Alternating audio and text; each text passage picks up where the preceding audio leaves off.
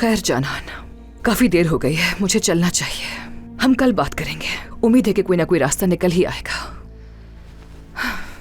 फिलहाल तुम्हें खुद को हल्कान करने की जरूरत नहीं है, समझी? करीम भाई को पता चल गया तो बहुत बड़ा मसला हो जाएगा।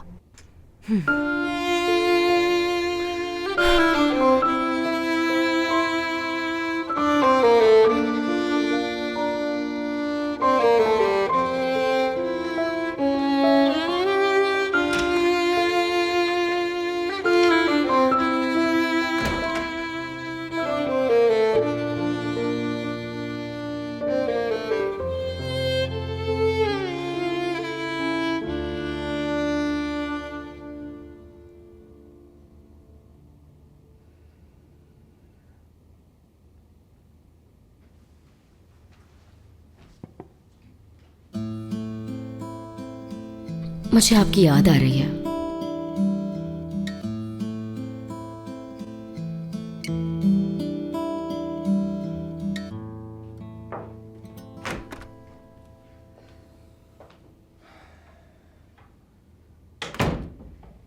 क्या हम बात कर सकते हैं?